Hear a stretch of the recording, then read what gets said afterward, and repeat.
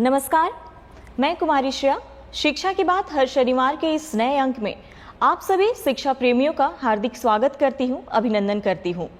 आज पुनः आप सभी शिक्षकों के द्वारा पूछे गए सवालों के जवाब के साथ हमारे बीच मौजूद हैं शिक्षा विभाग के अपर मुख्य सचिव doctor S Siddharth sir. Sir, बहुत बहुत स्वागत है आपका। सर, पिछली बार हमने TRE 3 के प्रश्नों पर बात की थी। सर, उस संबंध में आप कुछ कहना चाहेंगे? देखिए, मैंने पिछली बार कहा था कि हम लोग TRE 3 का पोस्टिंग हम लोग कर देंगे और ऑलमोस्ट बन गया है। कल सबसे पहले प्रथम 11 जिलों का हम लोग पोस्टिंग ऑर्डर निकालेंगे। मंडे को दूसरे 11 जिलों का निकालेंगे और ट्यूसडे को बाकी जिलों का निकालेंगे। और सभी जो भी टीचर्स जिनको स्कूल अलॉटेड है, ये आदेश उनको दिया जा रहा है कि वो 15 तारीख, इस महीने की 15 तारीख से पहले अपने अपने स्कूल ज्वाइन कर लेंगे और शैक्षणिक कार्य संचालन करेंगे।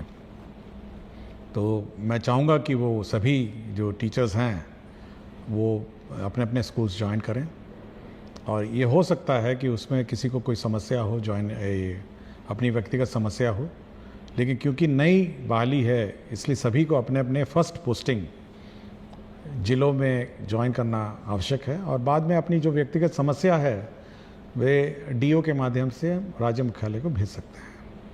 तो मेरी सबको ये शुभकामनाएं हैं कि सभी लोग अपना ज्वाइन करेंगे।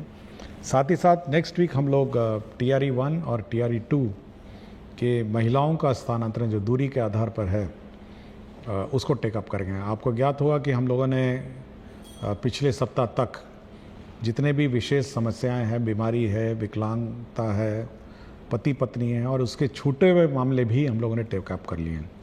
अब केवल बच गए हैं हमारे महिलाओं से संबंधित जो दूरी वाला है। तो TRE 1 और TRE 2 के भी हम लोग अगला सप्ताह टेकअप करेंगे और सभी को अपने अपने जो लॉगिन ID है ई-शिक्षा कोष, उसमें जानकारी प्राप्त हो जाएगी। इसलिए इधर उधर जानकारी के लिए आप लोग भटके नहीं। आपको अपने ई-शिक्षा कोर्स के लॉगिन में पहले तो SMS जाएगा और SMS जाएगा जिसके माध्यम से आप ई-शिक्षा कोर्स के लॉगिन में अपना अपना स्थानांतरण जिला देख सकेंगे। दूसरा एक मैं जानकारी ये देना चाहूँगा कि परसों मुझे एक पत्र मिला था अपने डाक में। मैं यूजुअली सभी पत्र बड़े ध्यान से पढ़ता हूँ, बहुत सारे लोग मुझे पत्र लिखते हैं। मैं उस पत्र में बहुत सारे इश्यूज़ थे और विशेषकर जो टीचर्स की समस्याएं हैं उसके बारे में बड़ी लंबी चौड़ी पत्र थी। और ये एक BPSC TRE 1 के जो शिक्षक हैं उन्होंने लिखा। मैंने 2-3 बार इस पत्र को पढ़ा और क्योंकि मैं इस कार्यक्रम के माध्यम से हम लोग शिक्षकों की, बच्चों की, स्टूडेंट्स की समस्याओं पर हम लोग प्रकाश डालते हैं। मैं चाहूँगा कि वो पत्र आप इस कार्यक्रम में पत्र है, थोड़ा इसको पढ़ा जाए इस पत्र को। जी सर। एक शिक्षक का शिक्षा विभाग के ACS doctor S Siddharth sir का नाम एक पत्र। आदरणीय ACS महोदय, अपर मुख्य सचिव शिक्षा विभाग, आपके द्वारा प्रत्येक शनिवार को एक YouTube चैनल पर शिक्षा पर चर्चा नाम से एक कार्यक्रम आता है जिसमें आपके द्वारा बड़े ही प्रमुखता से छात्रों तथा शिक्षकों के द्वारा पूछे जाने वाले सवालों का आप जवाब देते हैं। मैंने भी कई दफे उसी चैनल पर कमेंट्स में जाकर अपने प्रश्न लिखे जिसे मैं विभाग के जिले स्तर पर एक व्यापक कमी के स्तर पर देखता हूं, जिस पर मैं आपका ध्यान इस पत्र के माध्यम से आकृष्ट करना चाहता हूं, क्योंकि मेरे वे प्रश्न आज तक उस चैनल पर नहीं पूछे गए हैं। मान्यवर, आपने शिक्षा विभाग में टेक्नोलॉजी का प्रयोग कर खासकर ई-शिक्षा कोर्स जैसे ऐप लाकर एक क्रांतिकारी कदम उठाया है जिसे इतिहास आपके इस अनोखे नवाचार के लिए सदैव याद रखेगा। किंतु इन सबके बावजूद कुछ ऐसी कड़ियां हैं जिन पर शायद आपकी नजर नहीं गई हैं। मैं इस पत्र के माध्यम से कुछ निम्नवत बिंदुओं के माध्यम से शिक्षकों, जिसे आप सदैव से भविष्य निर्माता जैसे शब्दों से सुशोभित करते आए हैं, कि मन की वेदना को कहता हूं, हमने आपकी सदैव सुनी है, अब सुनने तथा इसके समाधान की बारी आपकी है। महाशय, आपने कुछ कर्तव्यहीन शिक्षकों को विद्यालय से बाहर रहने की गुप्त सूचना पर आपने उन पर उनके नैतिक दायित्वों का पालन सुनिश्चित करने हेतु हाजिरी दर्ज करने हेतु ई शिक्षा कोष जैसे ऐप लाए। आपके इस क्रांतिकारी निर्णय ने वास्तविक तौर शिक्षकों की पहुंच को विद्यालय से सुनिश्चित किया। इसके साथ ही साथ इस ऐप ने शिक्षकों का समय पर विद्यालय आना तथा समय के बाद विद्यालय से जाना सुनिश्चित किया। किंतु विभाग द्वारा जिलों को समय से शिक्षकों के वेतन तथा एरियर के भुगतान हेतु राशि भेजने के बावजूद शिक्षकों के वेतन का भुगतान समय से क्यों नहीं? शिक्षकों को समय से वेतन का भुगतान हुआ कि नहीं, इसकी निगरानी ई शिक्षा कोष ऐप से क्यों नहीं? विभागीय आदेश के बावजूद शिक्षकों के वेतन तथा बकाया राशि का भुगतान नहीं होने पर डीईओ तथा डीपीओ स्थापना का निलंबन क्यों नहीं? महाशय, आपने ई शिक्षा कोष ऐप को इतना व्यापक रूप प्रदान किया है कि जिसमें छात्र, शिक्षक तथा विद्यालय तीनों का समस्त डाटा संग्रहित है, जो शिक्षा के क्षेत्र में आपके इस क्रांतिकारी परिवर्तन का अद्वितीय पहल है। किंतु जो शिक्षक साथी मेडिकल लीव या अर्न लीव या किसी अन्य लीव जैसे मातृत्व अवकाश पर जाते हैं तो उन्हें भौतिक आवेदन डीईओ या डीपीओ कार्यालय में जाकर देना होता है। तो फिर इन आवेदनों को आवश्यक साक्ष्यों के साथ ऑनलाइन ई शिक्षा कोष ऐप पर करने की व्यवस्था क्यों नहीं? महोदय, आपके विचारों से आपकी शिक्षा के क्षेत्र में सुधार करने का जो जज्बा है, हमें उससे भरपूर मोटिवेशन मिलती है। बिहार की स्कूली शिक्षा व्यवस्था को अद्वितीय बनाने का जो स्वप्न आपने और पूरी बिहार की जनता ने जो देखी है, हम उसे पूरा करने में अपना सर्वस्व निछावर कर चुके हैं। हम पूरे मन से, पूरी लगन से बच्चों को पढ़ाते हैं। हम उन बच्चों को भी पढ़ाते हैं जो पढ़ना नहीं चाहते हैं। हम उन अभिभावकों को भी प्रेरित करते हैं जो अपनी बच्चियों को पढ़ाना नहीं चाहते हैं। इतना करने के बाद हमें अपने वेतन भुगतान हेतु तथा बकाया राशि के भुगतान हेतु आपके डीईओ तथा डीपीओ के यहाँ क्यों जाना पड़ता है? हम शिक्षकों को भी अपनी माँ तथा अपने वृद्ध पिता का इलाज कराने हेतु पैसे की आवश्यकता होता है। आपने अपने हालिया भाषण में कहा कि शिक्षक का नौकरी कोई रोजगार नहीं है कि यह पैसे के लिए किया जाए। टीचिंग एक सबसे अलग जॉब है। आपके इस कथन ने मुझे व्यक्तिगत रूप से एक अलग दर्जे पर अपने शिक्षण कार्य हेतु उत्साहित किया।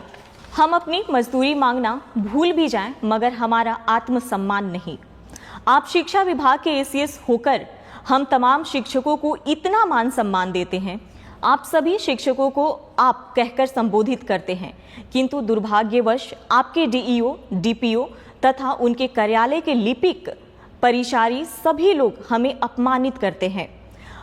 हमें तुम कहकर, कभी अरे कहकर बोला जाता है। हमें घंटों कार्यालय के बाहर इंतजार कराया जाता है।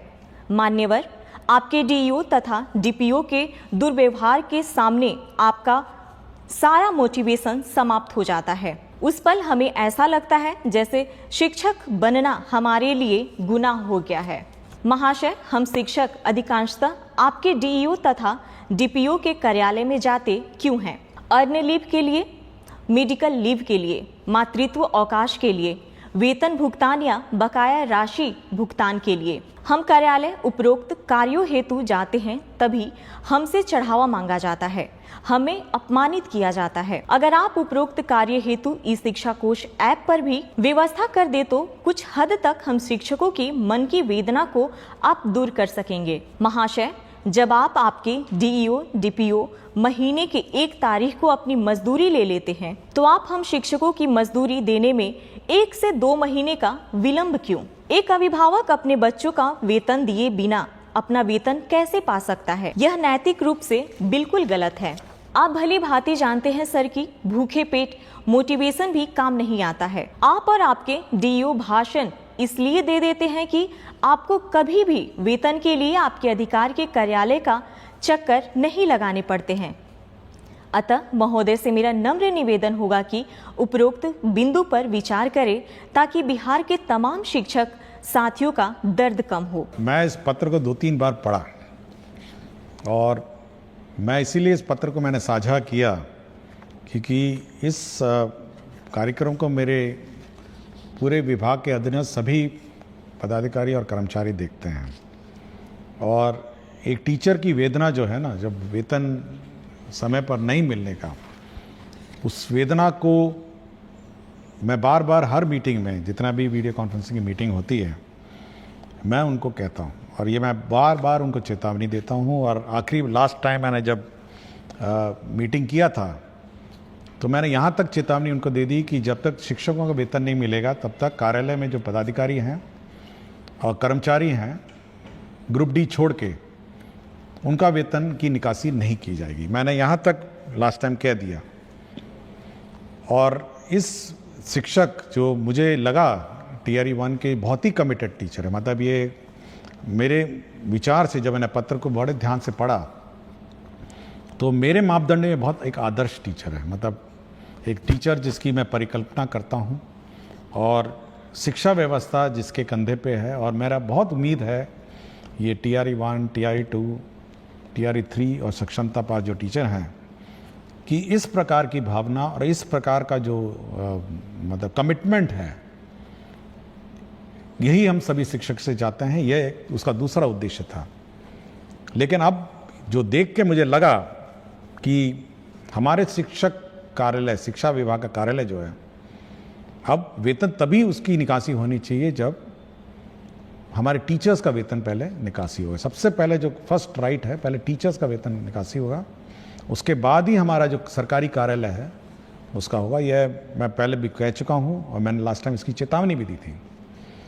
और इस बारे में शिक्षा विभाग बहुत सीरियस है।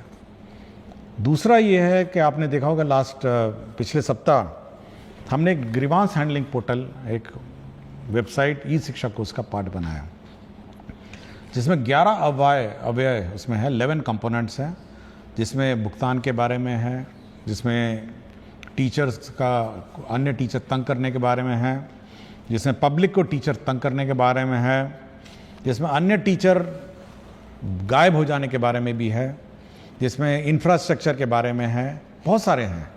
और इसको मैं रोज़ सुबह और शाम देखता हूँ। और यह निश्चित रही है, मैं सभी टीचर जो भी शिकायत उसमें है, और बिल्कुल यही शिकायत थी उसमें। जब मैंने खोला कि कितना पेमेंट पेंडिंग है तो बड़ा दुख हुआ मुझे कि मातृत्व अवकाश 1 साल पहले लिया था, अभी तक वेतन नहीं मिला उस पीरियड का। छुट्टी लिया, उसका वेतन नहीं मिला। तो मुझे बड़ा ख़राब लगा जब मैंने लंबित वेतन और सैलरी और अरियर का जो कंपोनेंट देखा। तो मैं ज़रूर सभी को, मैं हमारे शिक्षक, जो हमारे शिक्षा विभाग के जो स्थानीय पदाधिकारी हैं, मैं ज़रूर चेतावनी देता हूं कि अगर कोई भी लापरवाही हुई शिक्षक के वेतन में, भुगतान में तंग करने का, तो हम लोग उनकी जवाबदेही निर्धारित कर देंगे। ये मैं बिल्कुल स्पष्ट कर चुका हूँ और इस पत्र में भी मैं स्पष्ट कर चुका हूँ, मैं कोई लिखित में भी मैंने किया हुआ है। दूसरा है कि हम लोग ये व्यवस्था ज़रूर जो मांगा गया है कि सभी चीज़ें ऑनलाइन हो। आपके अवकाश है ऑनलाइन होगा, आपका CL होगा ऑनलाइन होगा, आपका मातृत्व अवकाश होगा ऑनलाइन होगा। और जहाँ तक का ये आवेदन पत्र हैं, जैसे इन्होंने मेंशन किया है, अर्न लीव है, मेडिकल लीव है, मातृत्व अवकाश है, वेतन भुगतान का बकाया है, ये सभी अब हम लोग ऑनलाइन ही करेंगे। मतलब अब ये जो कार्यालय में कागज़ जमा करना, फिर लोकल जो स्थानीय क्लर्क के बारे में विलम्ब करना, ये बड़ी सीख है। मैं बहुत प्रभावित हुआ इस पत्र के बारे में। शिक्षक ने अपना नाम नहीं बताया, उसने केवल ये लिखा है, एक शिक्षक BPSC TRE 1। तो मैं बहुत प्रभावित हुआ इस पत्र से। और यह मैं अपने ऑफिसर्स को कहूँगा कि ये सभी जो कमेंट्स और जो सुझाव दिए गए हैं, तो इस पर अमल करें और यह सुनिश्चित करें कि जो टीचर्स हैं वो ज़्यादा से ज़्यादा समय अपने विद्यालय में बिताएं। और साथ ही साथ इस बार आपको याद होगा कि हम लोगों ने मध्याह्न भोजन में भी हम लोगों ने प्रधान अध्यापक को अलग करने का निर्णय लेते हुए लोगों ने पायलट प्रोजेक्ट मध्याह्न भोजन का चालू किया है। देखिए, हम लोगों का ये उद्देश्य रहा है कि जो प्रधान अध्यापक हैं उनका जो मूल कार्य है उनका मूल कार्य स्कूल में क्या संचालन हो रहा है, टीचर्स आए हैं नहीं आए हैं, कोर्स जो है, जो सिलेबस है वो समय पे पढ़ाया जा रहा है नहीं जा रहा है, यह देखना है। साथ ही साथ बच्चों को किताबें मिल गई हैं, आपके जो रिपेयर्स हैं, छोटे मोटे रिपेयर्स हैं, नल है, बिजली का कनेक्शंस हैं, ये सब है, बहुत सारे बिल्स का भुगतान है। साथ ही साथ बच्चे स्कूल में आ रहे हैं नहीं आ रहे हैं, स्थानीय स्तर पर पंचायतों से जीविका और सभी जो भी स्थानीय जनप्रतिनिधि हैं उनके साथ बैठक करना और एक स्कूल का समन्वय समाज के साथ जोड़ना, तो ये सभी काम बहुत बड़ा काम है ये सब। और यह देखा गया है और ये मेरा जो इंस्पेक्शन और फीडबैक से मिला है कि जो समय मिड डे मील में लगा उससे जो शैक्षणिक कार्य है ये प्रभावित हो गया है।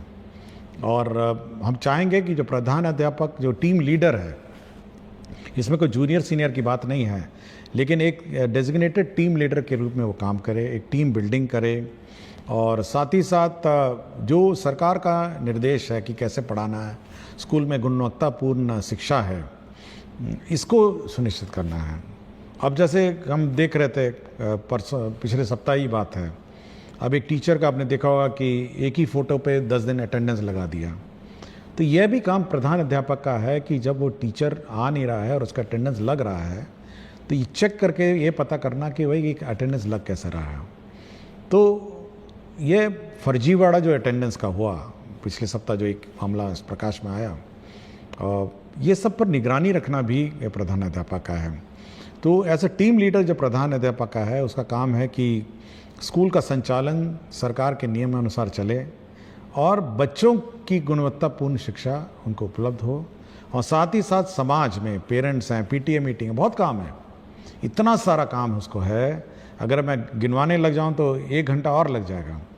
तो बहुत सारा काम है जो प्रधान अध्यापक के जिम्मे हैं। कोर्स समय पर हो, परीक्षाएं समय पर हो, मंडे टेस्ट समय पर हो, वीकली टेस्ट समय पे हो, तो बहुत सारी चीज़ें हैं। होमवर्क टीचर्स दे रहे हैं, क्लास में वर्कबुक करेक्ट हो रहा है, तो ये सारा जो ये कार्यक्रम है ये प्रधान अध्यापक के जिम्मे है। और मैं, जिसने भी इतना लंबा पत्र बड़े हाथ से लिखा हुआ था, तो बहुत सुंदर हैंड राइटिंग थी। मैं हैंड राइटिंग देख के मैं एक बार रुका कि इतनी सुंदर लिखाई है, उसको देख के मैं बहुत ही प्रसन्न हुआ और मैं बैठ के मैंने इसको 3-4 बार पढ़ा। तो मैं आज, इसीलिए मैंने आज इस कार्यक्रम को रखा कि आज एक बार इस पत्र के बारे में मैं सभी से चर्चा करूंगा और एक संवाद हम लोग शिक्षा में टीचर से संवाद स्थापित करना चाहते हैं, बच्चों से स्थापित करना चाहते हैं, अभिभावकों से करना चाहते हैं। और इसी कड़ी में मैं इस पत्र को आज मैंने पढ़ा, नमन करता हूँ, मैं उनको धन्यवाद देता हूँ कि शिक्षा क्षेत्र में सुधार के लिए उन्होंने मुझे पत्र लिखा। बहुत बहुत धन्यवाद सर। अगले सप्ताह पुनः आपसे मुलाकात होगी। धन्यवाद।